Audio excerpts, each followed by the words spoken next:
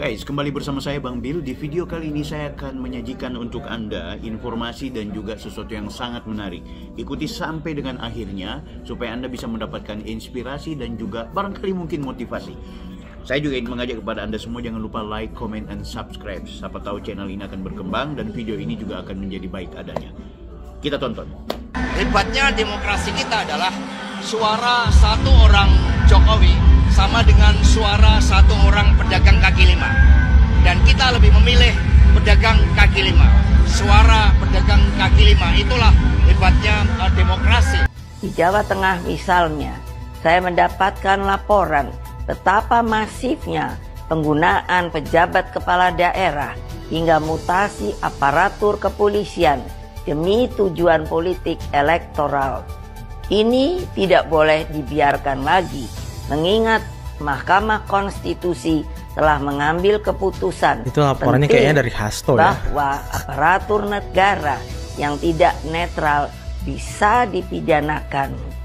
Jokowi itu lu harus jadikan teman. Lu jadikan dia lawan, modal sendiri lu kan.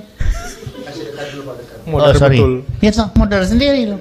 Jangan salahkan orang lain, salah lu sendiri. Betul. Mestinya lu punya orang, mestinya lu pakai, enggak aja lu pakai, malah lu bikin jadi lawan. Modal lah lu. Modal. Kan gitu tuh.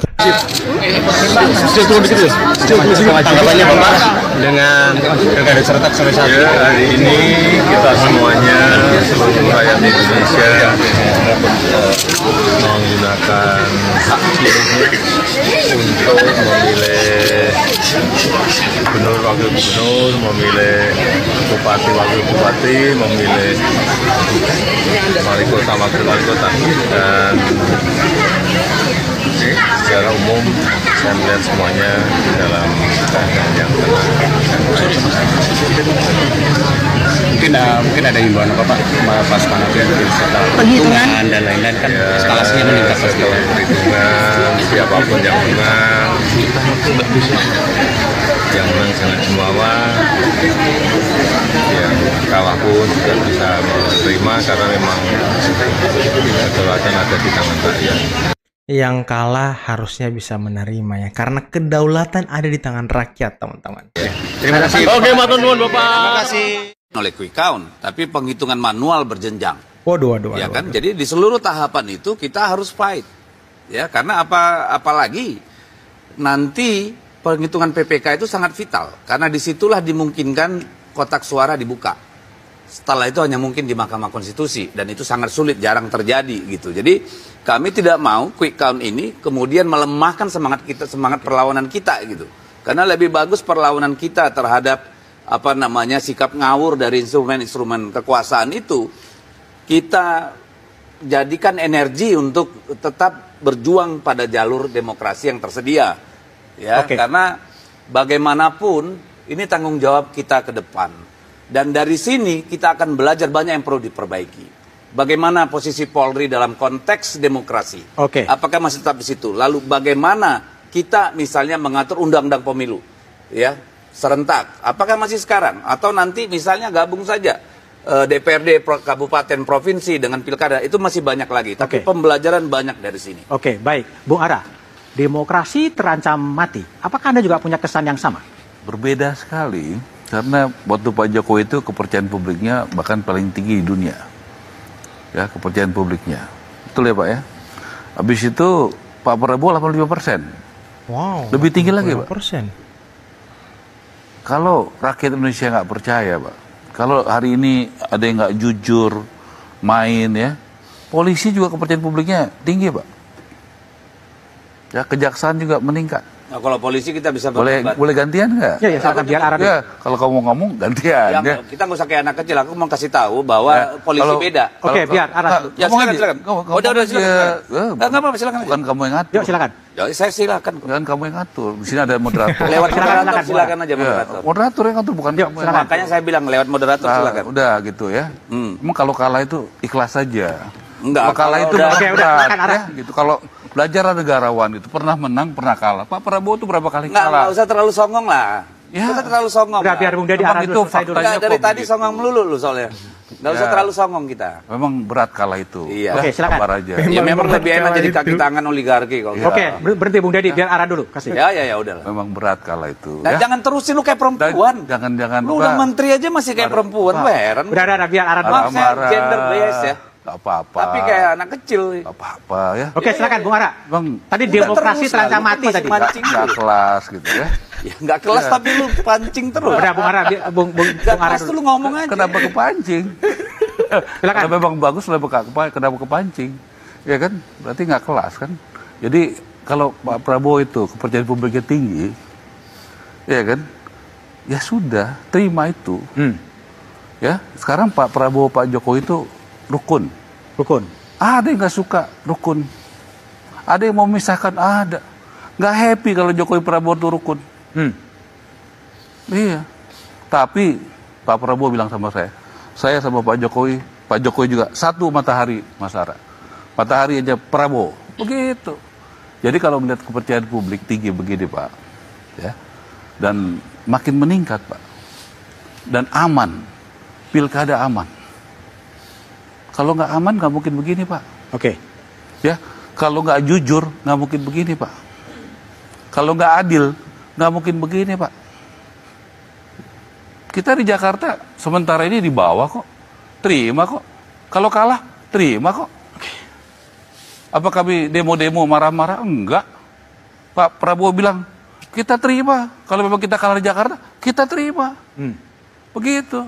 Oke. Jadi nggak cari-cari alasan. Ya memang di Jakarta situasinya begitu. Kalau 2 putaran kita kerja lagi. Jadi saya sampaikan ya, kepemimpinan Pak Prabowo itu menjaga kesulitan dengan rakyat, TNI, Polri, dan masyarakat. Nggak bisa kalau cuma dengan katakanlah elit TNI. Bagus TNI kita, menurut saya independen. Betul-betul dia profesional. Oke. Polisi kita juga begitu. Itu kita bisa rasakan. Oke. Kalau misalnya nggak di Jakarta kan semua tadi sepakat independensinya tinggi. Ya, kalau ada ketidakadilan di Jakarta, semua orang udah bicara. Udah teriak ya? Udah apa? Udah teriak. Kompas paling duluan lah. Oke, baik. Kompas kan kalau ada apa-apa, Oke, Kompas Edi dulu ya. Kompas juga paling duluan tinggi kan gitu. Oke, baik. Saya ke Mas Edi dulu ya. Saudara-saudara sekalian, saya mengenal Jawa Tengah dengan baik. Saya terpilih sebagai anggota DPR RI 3 kali. Jawa Tengah bukan hanya kandang banteng, namun menjadi tempat persemaian gagasan nasionalisme dan patriotisme. Saya melihat energi pergerakan rakyat, simpatisan, dan kader yang militan, dan seharusnya tidak akan terkalahkan jika pilkada dilakukan secara fair, jujur, dan berkeadilan. Waduh, namun, tidak terkalahkan. Dalam situasi ketika segala sesuatu bisa dimobilisasi oleh kekuasaan, maka yang terjadi adalah pembungkaman. Apa yang terjadi saat ini sudah di luar batas-batas kepatutan etika, moral, dan hati nurani. Karena itulah kepada seluruh simpatisan, anggota, dan kader Partai Demokrasi Indonesia Perjuangan, serta seluruh rakyat Indonesia, saya serukan terus-menerus, jangan pernah takut untuk menyuarakan kebenaran. PDI Perjuangan tidak akan pernah lelah berjuang bagi keadilan dan melawan berbagai bentuk intimidasi kekuasaan. Ingat bahwa pilkada seharusnya mencerminkan peningkatan peradaban. Etika, moral, hati nurani harus jelas tergambarkan. Saudara-saudara sekalian, terus jaga semangat perjuangan. Kita tidak pernah menyerah. Kita terus melakukan perlawanan secara terukur dalam koridor hukum. Meskipun kita tahu sekarang ini hukum semakin dibuat jauh dari keadilan. Berkaitan dengan hal tersebut, pertama, jaga dan amankan setiap suara rakyat dengan sebaik-baiknya. Kedua, kumpulkan setiap bukti intimidasi aparatur negara, terutama juga money politics. ketidaknetralan pejabat kepala daerah, dan juga tekanan yang diberikan kepada kepala desa. Ketiga, kumpulkan berbagai bukti yang menunjukkan mobilisasi bansos yang dilakukan secara masif dan praktik-praktik sekali lagi. Bansos kan dihentikan, Ibu. Itu kan disepakati sama Mendagri, bansos dihentikan. Aduh, ya nggak sih, kan yang protes dari situ harus di DPR kemarin, dan pemerintah sepakat bansos dihentikan selama pilkada dan akan dibagikan setelah pilkada, ya kan. Jadi bansos apa mungkin apa ya? Money politics yang terjadi. Keempat, kumpulkan berbagai fakta penghadangan seperti yang terjadi di daerah Banten yang menyebabkan ketidakadilan. Kelima, terus galang kekuatan rakyat agar berani menyuarakan kebenaran. Baik-baik, jangan melukai. Kalau melukai berat. Jangan Pak melukai. Jokowi tanpa petak. Nah, ini PDIP harusnya dengarkan Bambang Pacul. Jadi Bambang Pacul ini sangat objektif, teman-teman. Makanya tanpa petak. Yang pakai pola itu adalah yang suka baca literatur. Tapi faktanya dia presiden dicintai rakyat, mati lu. Betul. Approval ratingnya hari ini untuk di Pulau Jawa ini 82%. Di Jawa Barat 73. Di Jawa Tengah 92. Approval rating. Wow, kita mau ngomong 92. Kita mau ngomong apa? Gitu. Jadi orang ini dianggap orang baik loh, Pak. Betul. Jangan salah loh. Jangan pernah ngelawan orang baik loh, Pak. Dan merakyat tentunya. Ini rumus dari kakek saya. Jangan lawan orang baik. Yang kedua, jangan lawan orang cantik. Kalah kau, Pak, sama orang itu. Jadi jangan serang Jokowi. Rugi kau. Kok rugi? Bukan aku pro Jokowi loh. Ini ilmu saja. Ini just ilmu gitu loh. Ilmu kehidupan. Nah, itu ilmu bermanfaat yang sangat objektif dari Bambang Pacul ya. Bambang Pacul ini memang politikus yang tahu karakter orang, tahu karakter seorang pemenang, teman-teman. Sudah diberikan alarm sama Bambang Pacul, tapi ya mereka terus-terusan menyerang Pak Jokowi sampai di titik sebelum pencoblosan yang dilakukan oleh Hasto. Boleh sebagian orang mengatakan itu pengkhianat, tapi silahkan disurvei. Silahkan survei. Kalau nggak percaya sama saya, survei sendiri. Kalau nggak percaya. Nah itulah adinda sekalian, kalau Diko bicara, keluarkanlah kata-kata yang baik. Kesombongan selalu mendahului dari kejatuhan seseorang. PDIP dan Megawati serta Hasto dan elit-elitnya tidak belajar dari apa yang sudah terjadi kemarin. Karena kesombongan seorang Megawati yang memiliki masalah narsistik personality disorder.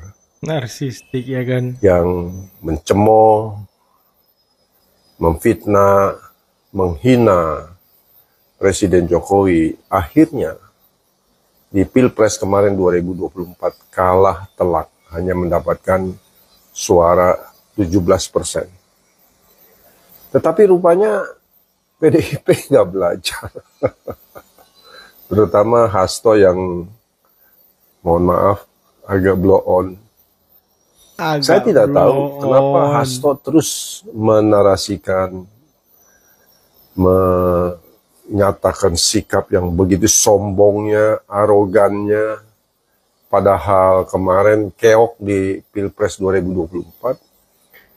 Dengan segala drama Koreanya, nangis, ya merasa dijolimi, padahal yang jolimi mereka gitu terhadap Bapak Jokowi. Merasa jadi korban. Nah, kami ini masyarakat Indonesia ini muak dengan PDIP, Banteng, dan Megawati serta terutama Hasto. Hasto lupa bahwa PDIP ini banyak masalah terhadap kasus-kasus hukum. Ya hari ini kita dengar ponakan-ponakan Megawati tersandung judi online. Hasto sendiri bermasalah dengan menyembunyikan Masikun. Waduh, Harun Masiku ya kan. Kita juga lihat bahwa Puan Maharani juga akan punya masalah dengan suaminya Hapsoro. Dan banyak lagi kasus-kasus akan terus bertumbangan. Apa yang terjadi? Nah, inilah bukti bahwa masyarakat akhirnya tahu. Jadi pilkada ini menjadi momen penting bagi masyarakat untuk mengambil sikap no banteng, no PDIP, wah, no Megawati. Kita lihat figur di kota kita. Kita pilih mereka ya yang terutama bisa bekerja sama dengan pemerintah pusat. Presiden dan wakil presiden. Oke guys, demikian video yang sudah saya sajikan. Mudah-mudahan ini bermanfaat. Jangan lupa tetap semangat dan share video ini kalau bermanfaat. Oke? Thank you.